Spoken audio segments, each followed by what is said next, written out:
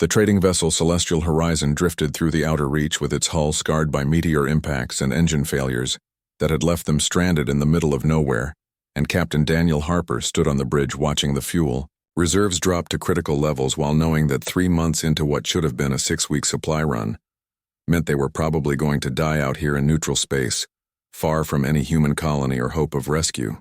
Lieutenant Sophie Grant sat at her station and suddenly called out that she was picking up a vessel on long-range sensors with a configuration she had never seen before, and nothing in any of their databases matched what was coming toward them. And in this part of space, unknown usually meant dangerous because the galaxy had proven itself hostile to humanity's expansion over and over again through 3 wars in just 20 years.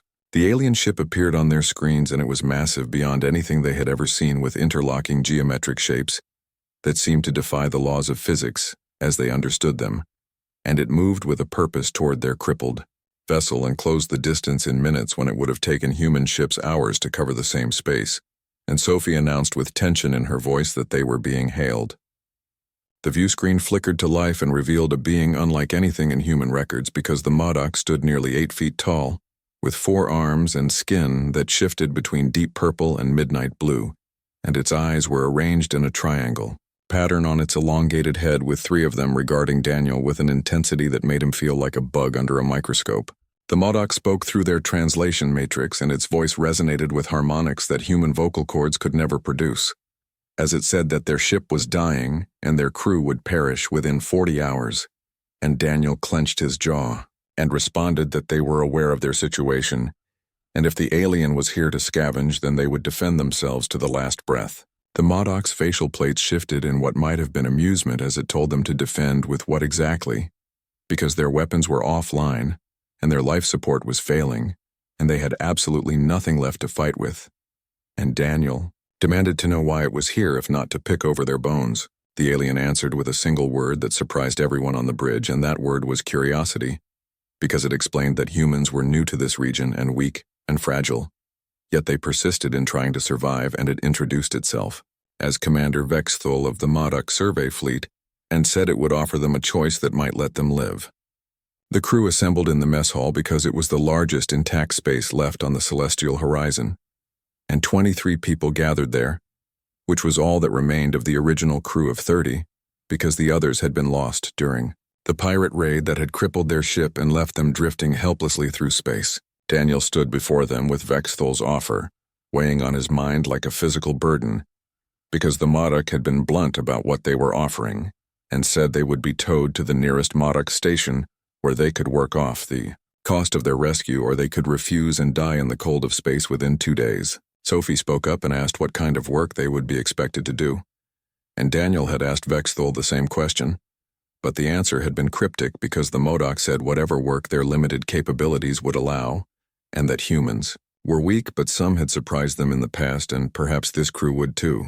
Chief Engineer Paul Martinez was a stocky man with grease permanently embedded under his fingernails, and he muttered that it sounded like indentured servitude, and that humanity had escaped that kind of treatment on Earth centuries ago, and they shouldn't go back to it now, even if it meant dying free.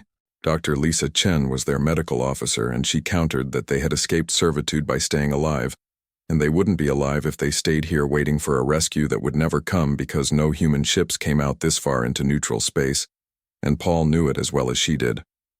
The debate continued for an hour, with some arguing for pride and for dying free rather than living as servants to aliens who looked down on them, while others pointed out that living meant having a chance to escape, or to return home, or to see their families again, and wasn't that worth swallowing their pride for? Daniel finally made the choice as captain, because that was his burden to bear, and he told them they would accept Vexthul's offer, because a chance at life was better than certain death, and he would find a way to get them home eventually. But first, they had to survive. The Modoc returned 6 hours later with a tow cable that latched onto their hull with magnetic clamps that hummed with more power than their entire ship could generate, and the journey to the station took 3 days, during which the crew of the Celestial Horizon watched through their viewports as space changed around them. This region was dense with traffic, and ships of dozens of species moved with purpose through marked lanes that seemed to follow rules humanity had never been taught, and the Modoc station itself appeared as a ring structure spinning slowly around.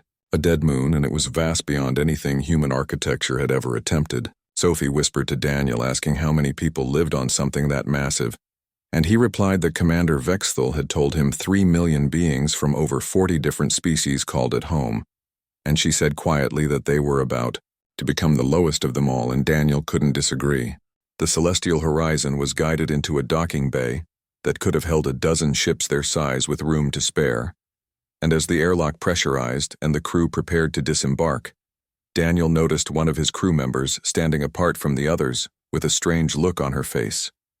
Lieutenant Amy Sullivan was their communications officer, and she was barely 24 years old, which made her the youngest member of the crew, and she had joined them fresh from the academy, all bright-eyed and eager to see the galaxy, and 3 months of hell had aged her considerably, but now her eyes held something else that Daniel recognized as determination mixed with fear and hope.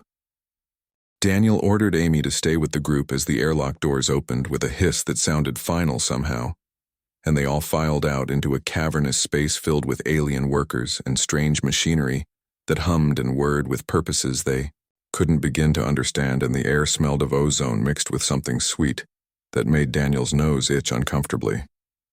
Commander Vexthal waited for them in the center of the bay along with what appeared to be station security, which consisted of 4 armed Modoc guards in dark armor that looked more advanced than anything human military had ever produced, and the guards watched the humans with expressions that could have meant anything or nothing.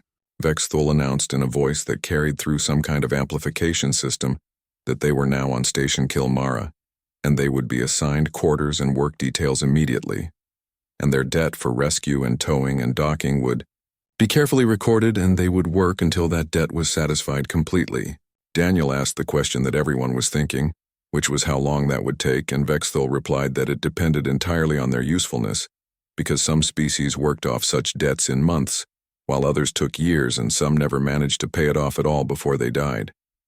The crew was led through corridors that twisted and turned in ways that seemed designed for beings with completely different spatial reasoning than humans possessed, and they passed aliens of every description imaginable, and some that defied imagination entirely. They saw insectoid beings with translucent wings that reflected light in rainbow patterns, and slug-like creatures that left trails of luminescent slime on the floor, and bipeds that looked almost human until you noticed their knees bent backwards and their eyes were on stalks. The section they were taken to had symbols that Daniel's translator rendered as low-grade species quarters, which told him exactly what the Modoc thought of humans and their place in this station's hierarchy, and the rooms themselves were bare. Metal boxes with sleeping platforms and basic sanitation and nothing else. Vexthal announced that 4 crew members would share each room and that tomorrow their work assignments would begin, and they should rest now because they would need every bit of strength they could gather, and then he turned to leave with his guards following. Amy Sullivan stepped forward and called out Commander Vexthal in a voice that was steady, despite the fear that Daniel could clearly see in her eyes, and the young lieutenant was either very brave or very foolish, and Daniel suspected it was probably both. The Modoc commander paused and turned those 3 alien eyes toward her, and told her to speak if she had something worth saying, and the way he said it suggested he doubted very much that she did. Amy's voice came out clear, as she said that she wanted to work harder than the standard assignments, and that she wanted to work directly with the Modoc and learn whatever they needed her to learn, and she said, "Please let me stay and work hard," because she would prove that humans could be more than the Modoc thought they were. The room went completely silent, and the other crew members stared at Amy in shock because none of them could believe what they were hearing, and Daniel felt his stomach drop as he realized what she was trying to do, and he wanted to order her to stop, but something kept him quiet. Vexthal regarded Amy for what felt like an eternity, and his facial plates shifted through several configurations, while the other Modoc guards made sounds that the translator rendered as laughter, which was not a good sign at all. The commander finally spoke and asked why a human would volunteer for Modoc service when they were clearly not suited for it, and his tone suggested genuine curiosity, mixed with something that might have been contempt. Amy's hands trembled at her sides, but she kept them there instead of hiding them, and she explained that sitting in a storage room sorting cargo for years wasn't going to prove anything to anyone, and that humans were new to this part of space. But they weren't weak and they weren't useless, and she wanted to show the Modoc what humans could really do, if given the chance. Vexthul stated a simple fact that humans were fragile, and their bodies couldn't withstand the temperature ranges that Modoc worked in routinely, and their strength was a fraction of Modoc's strength, and their lifespans were brief compared to most species on the station. Amy replied that she would work smarter then, and that she would learn and adapt because that was what humans did best, and they survived against odds that should have killed them, and they kept surviving no matter what the galaxy threw at them. The Modoc commander's 3 eyes fixed on her with an intensity that was almost physical, and he said that she spoke of courage, but courage was common among species, and many had it, and what she was really displaying was desperation, wearing courage's face like a mask. Amy admitted that maybe he was right about that, but she was still offering herself, and he could use her however he needed, and she would work harder than anyone else on this station if he would just give her the opportunity to prove it. Vexthul was silent for several heartbeats, and everyone waited to see what he would say. And Daniel's instincts were screaming at him that this was dangerous, and he should stop Amy. But he couldn't bring himself to do it. The commander finally spoke, and his voice carried a weight that made every human in the room feel small and vulnerable. And he said, "If you have courage, human, then come with me, but not to sort cargo or clean floors," because he would take her where Modoc warriors trained. He explained that she would go where they tested those who wished to join their survey fleets, and she would work beside species that had evolved for combat and survival in ways that humanity never had, and she would be broken by the experience.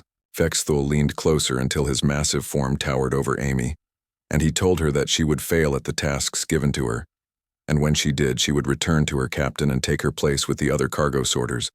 But if she truly had courage, then she should come with him now. Daniel stepped forward and told Amy that she didn't have to do this and that no one would think less of her if she stayed with the crew and worked off her debt the normal way. Amy glanced at her captain, and Daniel saw something in her expression that reminded him exactly why he had chosen her for his crew in the first place, because she wasn't the most brilliant officer, and she wasn't the most experienced, but she was stubborn, and she absolutely refused to quit, no matter what. She told Daniel softly that yes, she did have to do this, and she had to do it for all of them, because someone needed to show these aliens that humans were worth more than they thought. Amy turned back to Vexthul and nodded once and said she was ready to begin whenever he was, and the Modoc commander gestured with one of his forearms and told her to follow him, and she did without looking back at her crew. Amy followed Vexthul through corridors that grew progressively, more alien with each turn, and the lighting shifted to wavelengths that made her eyes ache after just a few minutes, and the gravity seemed to increase until each step felt like she was carrying extra weight on her shoulders. Other beings passed them in the corridors, and they were all species she had never seen before in any human database, and every single one of them was larger and more physically imposing than any human could ever hope to be, and they looked at her with what seemed like curiosity or perhaps amusement. They entered a massive chamber through doors that opened like a mouth, and inside was what could only be described as a training ground that stretched further than Amy could see. Clearly, and the space was divided into sections, with each one hosting different activities that looked dangerous. In one area, armored beings that looked like bipedal rhinos were practicing with weapons that crackled with blue energy, and in another section, snake-like creatures were navigating obstacle courses through fields where gravity seemed to shift randomly. Vexthul announced that this was the Crucible, and that here they forged warriors and surveyors who would explore the most dangerous regions of space, and those who passed these trials earned the right to serve on Modoc vessels. Amy asked if he really wanted her to train here among all these warriors, and her voice was barely audible over the sounds of combat and exertion that filled the enormous space. The commander said no very bluntly and explained that he didn't want her to train here, but rather he wanted her to fail here and to understand her limitations so thoroughly that she would return to her people and convince them to know their place in the galaxy. He told her that humans were not suited for the work of exploration and survival, and that they were a species that had barely survived their own world's trials and had only made it into space through luck and stubbornness. Vexthul led her to a section where several beings were working through what appeared to be endurance courses, and the equipment looked like it had been designed for beings at least 3 times her size and weight. The commander explained that she would train alongside Fracken warriors and Sylth scouts and Korvax heavy fighters, and that she would follow the exact same regimen as them with no special accommodations for her human weaknesses. He told her that when she collapsed, and she would definitely collapse, they would carry her back to her quarters, and she could rest for a day before returning to cargo sorting duty with the rest of her crew.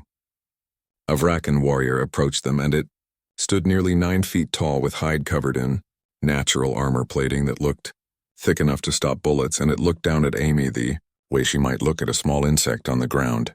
The Vrakan rumbled in a voice like an avalanche and asked if this was what the commander was bringing them now, and questioned whether a human could even survive their own atmosphere without protection on most worlds. Vexthul replied calmly that Amy had volunteered for this, and that she claimed humans could work hard, and they would test this claim over the coming days and see if there was any truth to it. The Vrakan, whose name was Cross, snorted with steam blasting from its nostrils and stated flatly that the human would be dead by evening meal, and there was no point in wasting time on her. Vexthul agreed that she would probably be dead or broken by evening, but said they would see what happened, and that sometimes the universe surprised even those who thought they knew everything. Amy's first day in the Crucible began with what Vexthul called a basic endurance run, which consisted of 3 miles, through varying gravity fields while wearing a vest loaded with weights that felt like they would crush her spine. She made it half a mile before her legs gave out, and she collapsed onto the track with her lungs burning, and her vision going dark around the edges, and she lay there gasping, while the other trainees ran past her without slowing. Cross, the Vrakan warrior, simply stepped over her body and continued running, and the Sylth scouts, who were lithe beings with 6 legs and incredible speed, didn't even acknowledge her failure as they lapped her for the second time. Only Vexthul paused and looked down at her with those 3 unreadable eyes and commanded her to stand up in a voice that carried no sympathy or understanding. Amy's legs shook violently as she pushed herself to her feet, and her lungs felt like they were on fire, and the weight vest felt like it was crushing her rib cage into her internal organs. She gasped out that she couldn't continue and that she was done, and Vexthul simply told her to return to her crew then, and to accept what she was, which was weak and fragile and unsuited for this work. Something deep inside Amy rebelled against those words, and she thought of Captain Harper and of the rest of the crew who would spend years sorting cargo in dark warehouses, and she thought of humanity barely making a mark in a galaxy full of stronger and older species who would always look down on them. Amy said no in a voice that surprised even herself, and then she started walking forward with 1 foot in front of the other, even though her vision was blurred and her muscles were screaming and she couldn't run anymore, but she could walk. She walked the remaining 2.5 miles while the other trainees lapped her twice more, and some of them made sounds that might have been laughter or encouragement, and she couldn't tell which, and didn't care. When she finally crossed the finish line, it was over an hour after everyone else had finished, and Vexthul was waiting there for her, and he said that she had finished, which might have carried the faintest hint of surprise in his voice. Amy confirmed that yes, she had finished, and then immediately vomited onto the ground while her legs gave out again. And she sat there in her own mess, trying to remember how to breathe properly. The rest of the day continued in similar fashion, with strength training using equipment designed for beings that could lift several times their own body weight, and Amy managed 3 repetitions where the others did 50 without breaking a sweat. Combat drills came next, and she was given weapons she could barely hold much less swing effectively, and she was knocked down 17 times during sparring matches and got back up 16 times because the 17th time she simply couldn't make her body respond anymore.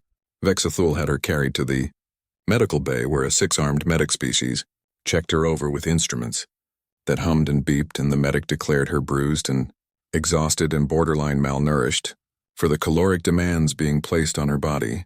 The commander ordered the medic to increase her rations and announced that she would return tomorrow to continue training, and the medic protested that she should rest for 3 days minimum.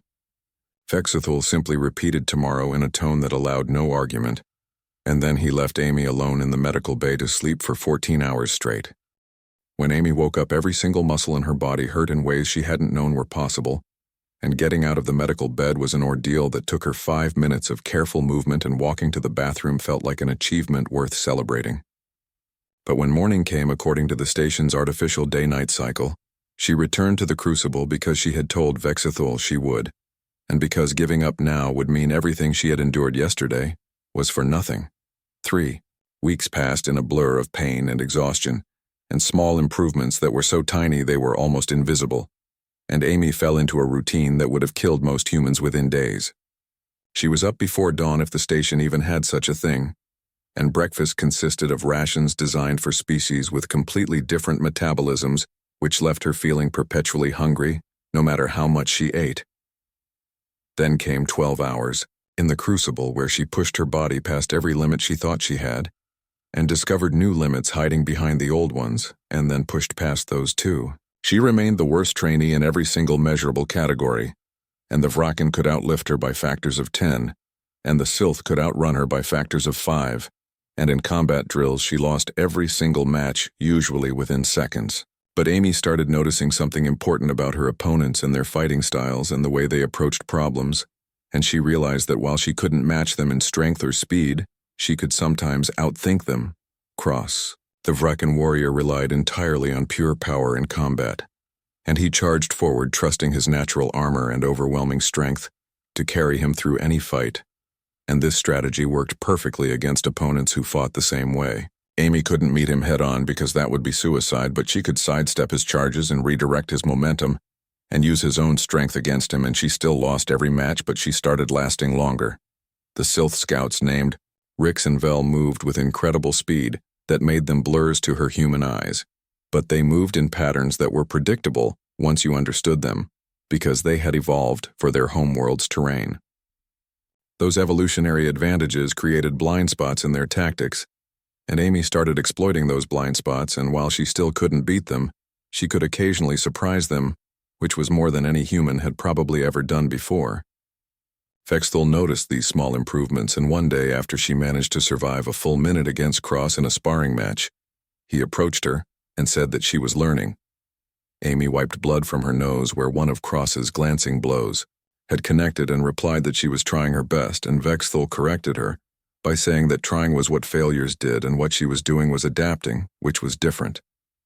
He explained that adaptation meant changing your approach based on new information and finding ways around obstacles rather than trying to break through them, and that this was a valuable skill that many species never learned. Over the following week, something shifted in how the other trainees treated Amy, and it was subtle at first but gradually became more obvious, and Cross stopped stepping over her when she fell during endurance runs. Instead, the massive Vraken would pace nearby, and his presence somehow felt encouraging, even though he never said anything, and just having him there made Amy push herself a little harder. The Sylth scouts Rix and Vel began including her in their tactical discussions, and they seemed genuinely curious about her different perspective on problems and how human thinking approached situations differently than theirs did. One evening after a particularly brutal training day, Amy was sitting in the communal eating area, trying to force down enough calories to keep her body functioning when Cross approached her table. The Vraken rumbled that she should be dead and that every calculation they had done said a human could not possibly survive this level of training. And yet here she was 3 weeks later, still showing up every morning. Amy was too tired to be diplomatic, and she simply said that she knew she should be dead, and that she was as surprised as anyone that she was still breathing. Cross asked why she persisted when logic said it was impossible, and Amy thought about the question seriously because the Vraken warrior deserved an honest answer, rather than a rehearsed speech. She finally admitted that she was terrified and that she was scared that humanity would always be the weakest species in the galaxy, and that they would always be cargo sorters and debris cleaners while other species did the important work of exploration and discovery. Amy told Cross that she didn't want that to be humanity's legacy, and that she didn't want her species to be remembered as the ones who were too weak to matter, and so she kept going, because the alternative was accepting that fate. Cross was silent for a long moment, and his 3 eyes studied her carefully, and then he made a sound that the translator interpreted as thoughtful agreement. The Vraken said that using fear as motivation was warrior thinking, and that perhaps she would survive after all, and that he would continue to train with her because she had earned that much respect. Amy continued training, and the weeks turned into months, and her body adapted in ways that surprised even the medical staff who monitored all trainees, and her muscle density increased and her endurance improved dramatically. She still couldn't match the other species in raw physical ability, but the gap was closing slowly, and more importantly, she was developing tactics that played to human strengths rather than trying to copy alien ones. Vexthul watched her progress, with what might have been approval, though it was always hard to tell with Modoc facial expressions, and he increased the difficulty of her training regularly to keep challenging her. One day during a combat exercise, Amy managed to actually land a hit on Rix, one of the Sylph scouts, and the entire training ground went silent because no one had expected that to be possible. Rix recovered quickly and defeated Amy within seconds, but the fact that she had landed even one hit was significant, and the other trainees looked at her differently after that. Vexthol called her to his office that evening, and his office was a stark room with view screens showing various parts of the station, and he regarded her with his 3 eyes while she stood at attention. He said that she had exceeded minimal expectations, and that this surprised him greatly, and Amy thanked him even though she wasn't sure if it was meant as a compliment. The commander clarified that it was not a compliment, but merely an observation, and that observation demanded further testing, and he manipulated controls until one of the view screens showed a star field with a highlighted planet. Vexthol explained that this was Kyvar 7, and that it was an uncharted world in a system they were currently surveying, and that it showed signs of rare mineral deposits and possibly habitable zones. He told Amy that a survey team would be departing in 3 days to establish a base camp and conduct preliminary surveys, and that he wanted her to join them as an observer and support role. Amy felt her heart race as she asked if he really wanted her to go on an actual mission, and Vexthol confirmed that he wanted to test whether her adaptation extended beyond controlled training environments. He explained that she would not be given critical responsibilities, and that if she failed she would be returned to the station immediately, and if she survived and proved useful, they would discuss her future. Amy said immediately that she would do it, and Vexthol observed that she had not asked about the dangers involved in such a mission. She replied by asking if knowing about the dangers would change anything, and Vexthol's facial plates shifted into what she had learned was his version of a smile. The commander said no. It would not change anything because the danger existed regardless of her knowledge of it, and he told her that this was wisdom, and that perhaps there was hope for humanity after all. The survey mission team consisted of Cross the Vrakan warrior, and the 2 Sylph scouts, Rix and Vel, and a Korvax engineer named Dunn, who was built like a living tank with 6 legs and arms that could tear through metal. They departed on a sleek Modoc survey vessel that was far more advanced than anything Amy had ever seen in human space, and the ship moved through space in ways that seemed to bend the normal rules of physics. Kyvar 7 appeared on their screens after 2 days of travel, and it was a jungle world covered in green and blue vegetation with gravity that was 20% higher than Earth standard and an atmosphere that was rich in oxygen. The team's objective was simple in theory, but potentially deadly in practice, and they needed to establish a base camp and begin preliminary surveys over 5 days, while avoiding any dangerous native life forms. Vexthol had insisted on joining this mission personally, which surprised everyone because commanders rarely went on routine surveys, but he said he wanted to observe Amy's performance directly. They landed in a clearing near what their scans suggested were the richest mineral deposits, and the air that came through the airlocks was thick and humid and smelled of growing things and decay. Amy's first steps on an alien world felt momentous and terrifying, and the extra gravity made everything harder. But she had trained in higher gravity fields in the Crucible so she could manage it. The team set up their base camp efficiently, with everyone knowing their roles, and Amy helped where she could and tried to stay out of the way when she couldn't, and she spent most of her time observing and learning. Day 1 passed without incident as they mapped the immediate area and took initial samples of soil and vegetation, and the planet seemed peaceful and almost welcoming in its lush beauty. Day 2 was when things went wrong in ways that none of them had anticipated or prepared for adequately. The mineral deposits they were surveying turned out to be located in the nesting grounds of predators that were not in any of the Modoc databases, and these creatures were unlike anything the team had encountered before.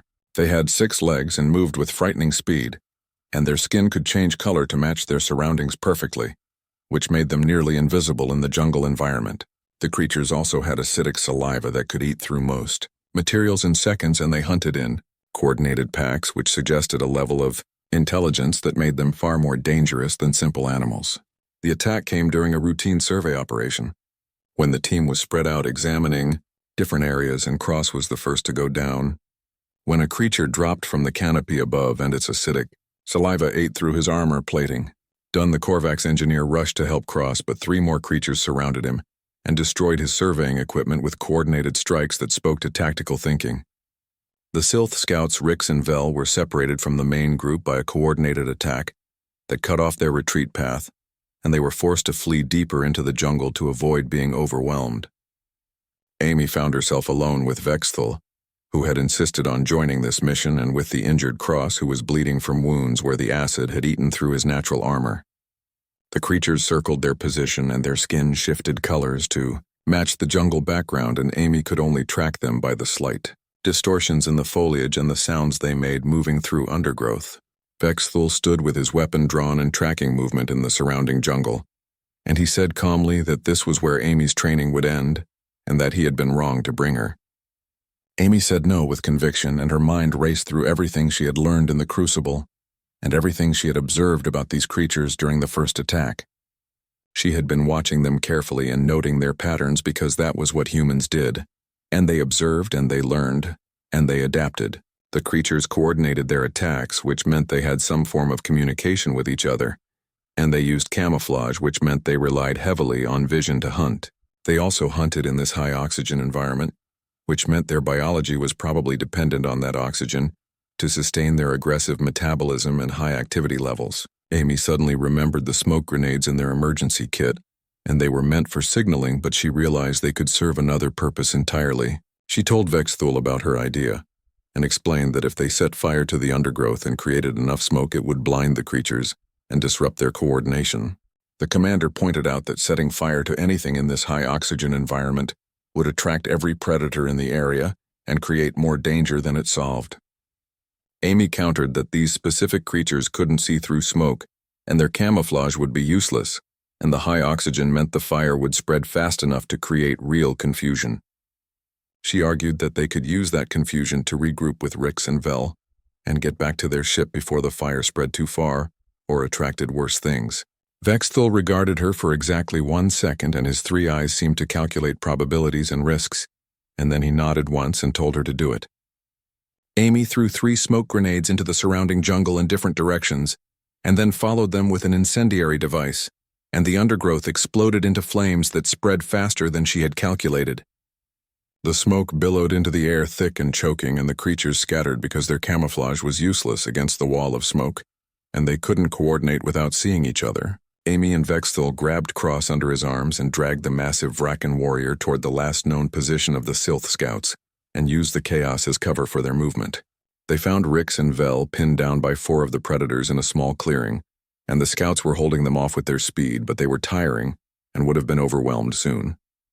Amy's improvised fire had given them an opening, and Vexthul's precise shooting combined with the Sylph scouts' speed eliminated the remaining threats in seconds. The team evacuated the planet under continued attacks from creatures drawn by the fire, and smoke, and their mission was incomplete. But all of them were alive, which was more than could be said for many survey missions. Back on Station Kilmara, Amy was called to Vexthul's office again, but this time Cross and Rix and Vel and Dunn were all present, along with several other Modoc officers she didn't recognize. Vexthul began by stating that Amy's actions on Kyvar 7 had saved the team from what would likely have been total casualties, and that her tactical thinking had compensated for her physical limitations. He said that she had proven something he had not expected to witness, and that humans might be weak individually, but they possessed adaptability that exceeded their physical forms. The commander explained that Amy thought differently than established species, and that this different thinking had value that could not be dismissed or ignored anymore. Vexthul picked up a data tablet from his desk and held it out toward Amy with one of his 4 hands, and told her that her debt to the station was now cleared completely, and that moreover she was being offered a position on Modoc survey vessels. She would work as a tactical consultant with mixed species teams and provide her unique perspective on problems that other species might approach differently, and this was an honor that few outside the Modoc themselves ever received. Amy took the tablet with hands that were shaking, and she looked at the official document displayed on its screen and saw that everything Vexthul had said was true, and then she asked what would happen to her crew. The commander said that the crew of the Celestial Horizon remained indebted to the station, but that their debt timeline had been significantly reduced because Amy's success reflected positively on all humans. He explained that Captain Harper's ship was currently being repaired at station expense, and when the crew's debt was satisfied in approximately 8 months, they would be free to leave and return to human space. Amy surprised even herself when she said that she wanted to stay on the station and continue working with the Modoc even after her crew left. Vexthol's facial plates shifted with what might have been interest, and he asked her to explain why she would choose to remain when she could return home to her own people. She told him that this was where she could make the most difference for humanity, and that she could prove humans belonged in the galaxy not as cargo sorters, but as explorers and problem solvers. Amy explained that she could send reports back to human space and teach other humans what she was learning, and that she could be a bridge between humanity and species like the Modoc who had so much more experience. Cross stepped forward, and his massive form seemed to fill half the room, and he said that Amy had earned Warrior's respect through her actions, and that he supported her remaining on the station. The Sylph scouts Rix and Vel chittered their agreement in their own language, and even Dunn, the usually silent Korvax engineer, nodded his approval of the decision. Vexthal studied Amy for a long moment, and his 3 eyes seemed to look through her rather than at her. And then he said that she had begged to stay and work hard, and he had doubted she could. He said that now she was choosing to stay when she could leave, and this was growth, and that it showed wisdom, and he told her very well she would remain as part of the Modoc survey fleet. The commander extended one of his 4 hands toward her, and what she had learned was a gesture of respect among the Modoc, and Amy took it and felt the strength in his grip. Vexthol officially welcomed her to the Modoc survey fleet as Consultant Amy, and said that she would train others of her kind when they arrived, and show them if humanity could truly adapt to the galaxy. Later that day, Amy sent a message back to the Celestial Horizon, and to Captain Harper and her former crew, and she told them everything that had happened since she had left them.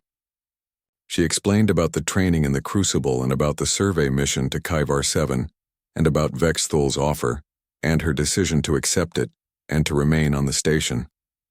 Amy wrote that humans were not the strongest species, and they were not the fastest, and in raw physical ability, they would never match most of the galaxy's established species. But she wrote that they were still here, and they were learning and adapting, and they were just getting started in proving what humanity could accomplish given time and opportunity. Captain Harper read Amy's message to the assembled crew in their cargo sorting facility, and when he finished reading, Lieutenant Sophie Grant smiled and said that only Amy could turn debt into opportunity. Paul Martinez, the chief engineer, agreed and said that was what humans did best, and they adapted to whatever situation they found themselves in, and they made the best of it. Dr. Lisa Chen pointed out that Amy had accomplished in 2 months what most species took years to achieve, and that she had earned genuine respect from beings who had initially seen her as nothing. The crew talked late into the night about what Amy's success meant for them and for humanity, and they realized that one person had changed how an entire station viewed their species. On Station Kalmara, in a section that was being redesignated for human trainees who would follow Amy's path, the process of adaptation was accelerating and more humans would come. The first group arrived 3 weeks later, and they were 10 volunteers from various human ships who had heard about Amy's accomplishments and wanted to prove themselves as well. Amy met them in the docking bay, and she saw in their eyes the same mixture of fear and determination that she had felt when she first arrived, and she understood exactly what they were feeling. She told them honestly that the training would be harder than anything they had experienced, and that they would be pushed past every limit they thought they had, and that some of them might not survive.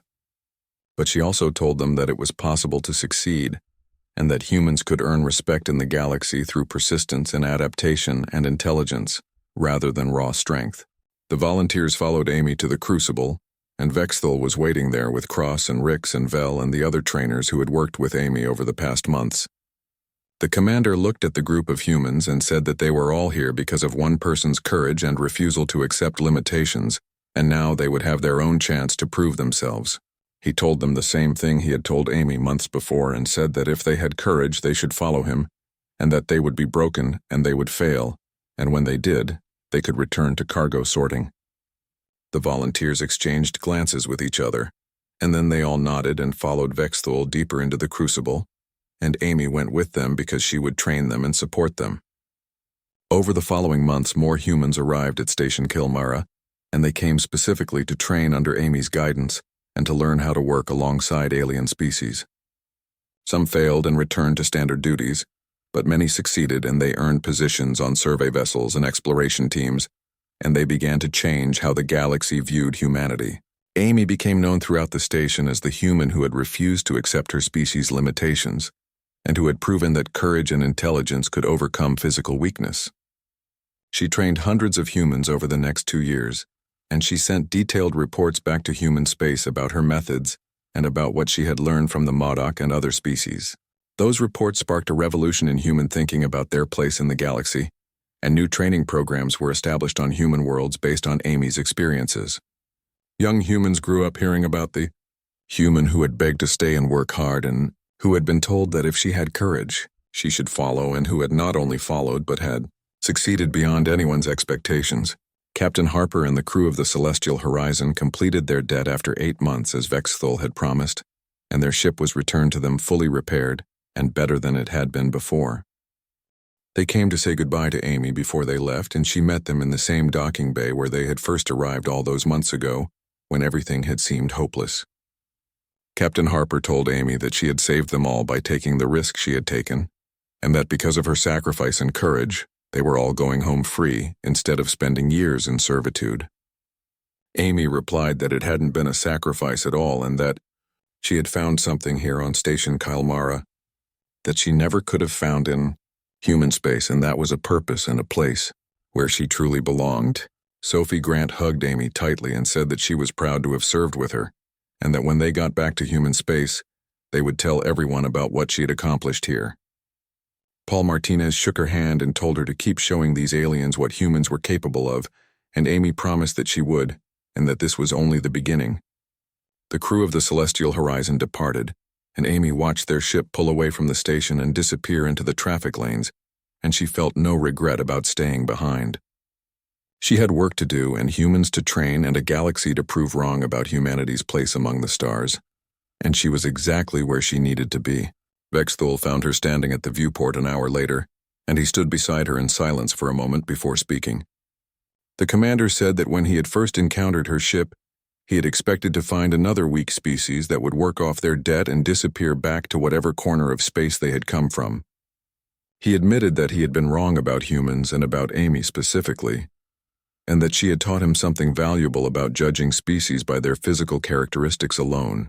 Amy asked what would happen now, and Vexthul replied that the Modoc Council had taken notice of humanity's performance on the station, and that formal contact was being established with human governments. He explained that trade agreements were being negotiated and that human ships would be granted access to Modoc space, and that some humans would be offered positions in the survey fleet. Amy realized that everything she had accomplished had led to this moment, and that one person's refusal to give up had opened doors for her entire species. The commander told her that she would be part of the delegation to Earth, and that she would help explain to human leaders how they could integrate into galactic society successfully. Amy agreed immediately and asked when they would leave, and Vexthul said in 2 weeks after the current group of human trainees completed their initial assessments. Those 2 weeks passed quickly, and Amy worked harder than ever to prepare her trainees for their upcoming trials, and to document everything she had learned for the humans who would come after. The delegation to Earth consisted of Vexthul and 3 other Modoc officials, and Amy and 2 other humans who had succeeded in the training program and earned Modoc respect. The journey to Earth took 3 weeks because they traveled through regular space, rather than using the faster Modoc jump drives, which human sensors couldn't track properly. Amy stood on the bridge of the Modoc vessel as Earth appeared on the view screens, and she felt emotions welling up that she hadn't expected because she hadn't realized how much she had missed home. The ship entered Earth orbit, and immediately dozens of human military vessels surrounded them with weapons ready, because humanity was still cautious about alien contact after previous conflicts. Vexthul broadcast their diplomatic credentials, and after several tense hours they were given permission to dock at the primary orbital station above Earth, where human government representatives waited.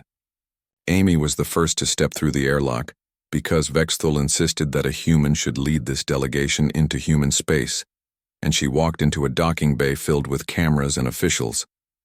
The Secretary General of Earth's United Government waited with her full cabinet and military advisors and security personnel, and they all stared at Amy like she was a ghost. She had left Earth 3 years ago as a junior officer on a cargo vessel, and now she was returning as humanity's first successful integration into galactic society. The Secretary General asked Amy to explain what had happened and how she had accomplished what she had accomplished, and Amy told her story simply and honestly. She explained about being rescued by Vexthal, and about volunteering for Modoc training and about refusing to quit even when everything said she should. Amy told them about Kaivar 7, and about earning respect through adaptation and intelligence, and about training hundreds of other humans to do the same.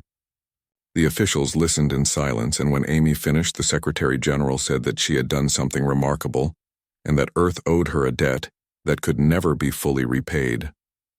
Vexthal stepped forward then, and his 3 eyes surveyed the assembled humans, and he said that Amy had proven humans were capable of far more than anyone in the galaxy had believed. He explained that the Modoc Council was prepared to offer Earth full trading status and access to Modoc space and training facilities, and that hundreds of humans could join the survey fleet if they proved capable. The Secretary General accepted the offer immediately, and negotiations began that same day, and continued for weeks as both sides worked out the details of their new relationship. Amy served as a consultant during these negotiations, and she helped both sides understand each other's perspectives and needs and limitations. She explained to human officials that they couldn't expect to be treated as equals immediately, and that they would need to earn respect through performance and results. And she explained to Modoc officials that humans were proud and ambitious, and would not accept being treated as inferior forever, and that giving them opportunities to prove themselves was essential. The final agreement was signed 3 months after the delegation's arrival, and it opened up vast new possibilities for humanity in galactic space. Human ships could now travel through Modoc territory, and human traders could access markets that had been closed to them, and human explorers could join survey missions to uncharted worlds. Most importantly, hundreds of young humans would be sent to Station Kilmara every year to train under Amy's guidance and under Modoc instructors, and learn to work alongside alien species. Amy was offered a position in Earth's government as an advisor on alien relations, but she declined, and said that her place was on Station Kilmara training the next generation. The Secretary General understood and thanked Amy for everything she had done, and told her that Earth would always be proud of her accomplishments. Amy returned to Station Kilmara with Vexthal and the delegation, and she brought with her the first official group of Earth government-sponsored trainees. These were 50 carefully selected individuals who had volunteered for the program, and who understood that they would be representing all of humanity in their actions. Amy stood before the 50 new trainees in the same section of the Crucible, where she had first trained, and she looked at their faces and saw the same mixture of excitement and fear that she remembered feeling. She told them that what they were about to undertake would be the hardest thing they had ever done, and that they would question their decision to come here many times over the coming months. Amy explained that they would be pushed beyond their limits physically and mentally, and that they would fail many times before they succeeded, and that failure was part of the learning process. But she also told them that every failure would teach them something valuable, and that persistence and adaptation were more important than raw strength or speed. She said that humans would never be the strongest species in the galaxy, and they would never be the fastest, but they could be the most adaptable and the most persistent. Amy told the trainees that they were not here to prove they were better than other species, but rather to prove they could work alongside them as equals and earn respect through their actions. The training began the next day, and Amy watched as the new trainees went through the same brutal routines she had experienced, and she saw many of them collapse, just as she had collapsed. But she also saw them get back up and keep going, and she saw them start to adapt to the challenges and develop their own strategies for overcoming their physical limitations. Cross worked with the trainees on combat techniques, and he was as demanding with them as he had been with Amy, but she could see that he respected their efforts even when they failed. Rix and Vel taught the trainees about speed and agility, and how to use an opponent's strengths against them, and the Sylph Scouts were patient teachers who celebrated small victories. Over the following years, the human training program on Station Kilmara grew and expanded, and hundreds of humans cycled through, and most of them succeeded in earning positions on survey vessels or exploration teams. Amy became known throughout galactic space as the human who had changed everything, and who had proven that physical weakness didn't mean a species couldn't contribute meaningfully to galactic civilization. Other species that had been dismissed as too weak or too primitive began requesting similar training programs, and Station Kilmara became a center for integrating new species into galactic society. The Modoc Council formally recognized Amy's contributions by granting her the title of ambassador, which was an honor never before given to a non-Modoc, and which carried significant authority and responsibility. Vexthul told her that she had exceeded every expectation he had ever had, and that she had taught the Modoc as much as they had taught humanity, and that this was the definition of successful first contact. Amy continued working on Station Kilmara for another 5 years, and during that time she trained over 1,000 humans and helped establish training protocols that would be used for generations. She also participated in dozens of survey missions to uncharted worlds, and her tactical thinking saved lives on multiple occasions and earned her respect across species lines. The human presence in galactic space grew steadily, and human ships became common sights in Modoc territory, and human traders established relationships with species that had never encountered them before. Human explorers discovered new worlds and new resources, and they shared their findings with their Modoc partners, who in turn shared knowledge and technology. The relationship was not always easy, and there were misunderstandings and conflicts, but both sides worked to resolve issues peacefully, and the partnership strengthened over time. Amy received word one day that a human colony was being established on a world in Modoc space, and that they wanted her to visit and speak to the colonists about her experiences. She agreed and traveled to the colony world, which had been named New Hope by its founders, and when she arrived she was greeted as a hero by people who had grown up hearing stories about her. The colonists asked Amy what advice she had for them as they built their new lives in galactic space, and she told them the same thing she told all the trainees. She said to never stop adapting and to never stop learning, and to treat other species with respect, but to also demand respect in return through their actions and accomplishments. Amy told them that humanity's place in the galaxy was not determined by their physical limitations, but by their choices and their willingness to persist in the face of challenges. She stayed on New Hope for a month and helped the colonists establish relationships with nearby alien settlements and taught them how to navigate the complex social structures of galactic civilization. When she returned to Station Kilmara, Amy found that another group of trainees had arrived and that they were specifically requesting to train under her personal guidance. She smiled and reported to the Crucible where Vexthul was waiting with the new group, and the commander nodded to her in greeting and gestured to the trainees.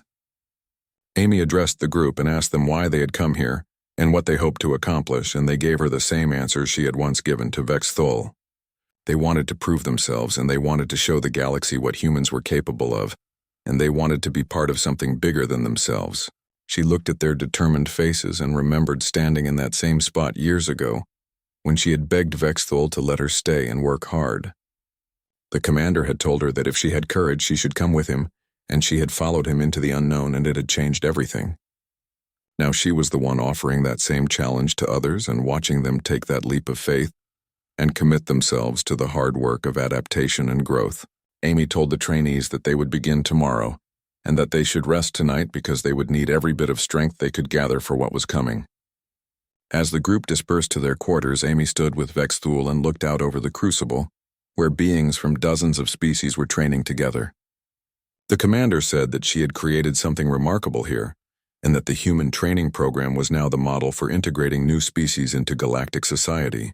Amy replied that she had only done what anyone would have done in her position, and that she had simply refused to give up when giving up would have been easier. Vexthul made a sound that might have been laughter and said that most beings would have given up, and that her refusal to do so was what made her exceptional. He told her that the Modoc Council was considering expanding the program to other stations, and that they wanted her input on how to structure these new training facilities. Amy agreed to help, and over the following months she traveled to 3 other Modoc stations and helped establish human training programs at each location. The work was exhausting but deeply rewarding, and she saw the impact spreading as more humans earned respect and more species began to see humanity as valuable partners rather than weak newcomers. 10 years after she had first arrived on Station Kilmara, Amy was invited to speak at a galactic conference on species integration, and she addressed representatives from over 100 species. She told them her story simply and without embellishment, and she explained how one person's determination to prove themselves had opened doors for an entire species. Amy said that physical strength was not the only measure of a species' worth, and that intelligence and adaptability and persistence were equally valuable in the complex work of galactic civilization. She argued that dismissing species as too weak or too primitive meant losing out on unique perspectives and innovative solutions to problems that established species might not see. The conference attendees listened carefully, and when Amy finished speaking, she received acknowledgement from species that had initially dismissed humanity as irrelevant. Several species approached her afterwards and asked if she would consider helping them establish similar programs for their own integration into galactic society. Amy agreed to consult on these programs, and over the next several years, she helped dozens of species find their place in the galaxy through adaptation and hard work. She never forgot where she had started, and she never forgot the moment when Vexthul had challenged her to follow him if she had courage. That moment had defined her life and had set her on a path that changed not just her own future, but the future of her entire species. Now she offered that same challenge to others and watched as they took it and transformed themselves through their own efforts and determination. Amy remained on Station Kilmara for the rest of her career, and she trained thousands of beings from dozens of species and helped them find their strength through adaptation rather than domination. When she finally retired after 30 years of service, the Modoc Council held a ceremony in her honor, and beings from across the galaxy attended to pay their respects. Vexthul spoke at the ceremony, and he said that Amy had taught the galaxy an important lesson about judging others by their limitations rather than their potential. He said that she had proven courage was not about being fearless, but about moving forward despite fear, and that adaptation was the ultimate strength in a changing universe.